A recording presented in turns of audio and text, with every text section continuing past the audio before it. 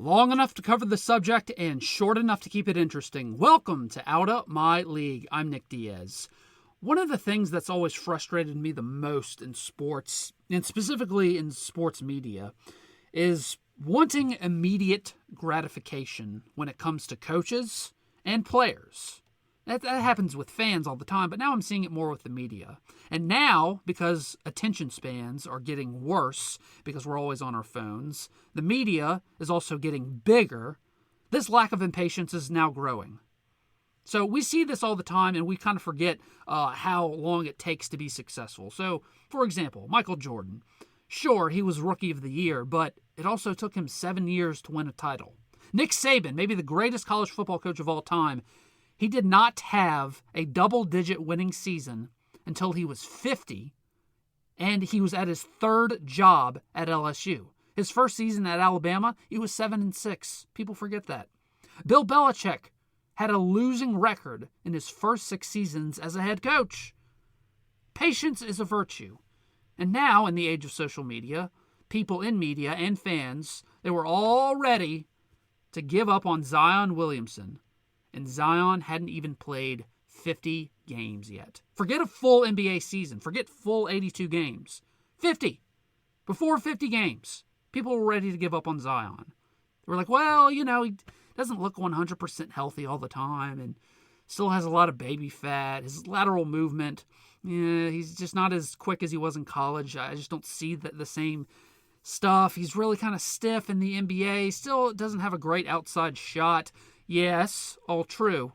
And during that time, Zion still just scored more points through his first 50 games than anyone has in NBA history. For context, LeBron James is 5th on that list. And Zion broke this NBA record by shooting 76% of his shots from underneath the rim. 76% of the time, he was just driving to the goal, getting underneath the basket, shooting a layup or dunk, and still no one could stop him. And last night was pretty much indicative of that stat. Last night, Zion had one of his best games as a pro against Memphis. It seemed like every single play I was watching him, Zion would just get the ball, he would take one step towards the goal, and he would just drive right past everyone. In Memphis, they were double-teaming him in the paint. And all Zion would do is just take that one quick step every time, just drive to the goal. Didn't matter. Double-teaming him. He still just drove right past everyone. Zion has probably the fastest torque and first step I have ever seen in basketball. Ever, in anyone. There's just no defense for it. Because Zion still has no outside shot. People know this. Memphis knew that last night. And Zion is still just doing the same thing over and over again, and it doesn't matter. Well, he's still a one-dimensional player. Yeah, true, but what happens when he gets more experienced? Well, he's still got a lot of baby fat, and he'll grow out of it. That's what babies do. Well, his defense is still not great defensive IQ. Well, I would imagine so.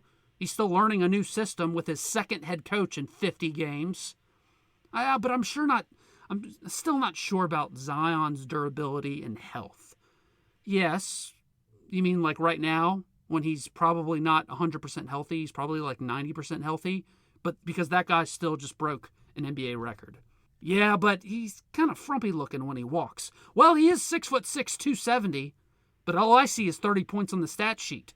So what if he looks like a giant teddy bear you get from the carnival? I personally think it looks adorable. Yeah, well, his jump shot is still not there. Well, what happens when he practices his shot more and more as he gets older?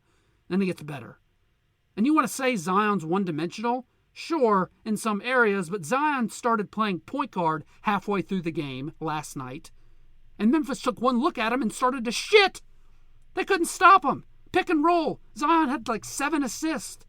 If you are not convinced, if you're not convinced or patient enough after watching Zion the last couple of games, doing all of these things in the NBA that have never been done before he's even played a full season, then you're never going to be happy as a fan. I'm sorry. And none of his success is guaranteed, and I'm not saying it is, but good Lord, all I'm asking for is this. Just do this for me. Take a deep breath. Please, just be patient. Please stop living in a microwave society. Learn how to make a pot roast once in a while. Thanks for listening to Out of My League. If you like what you heard, be sure to like, share, and subscribe, or follow me on Twitter and Facebook in the description link below.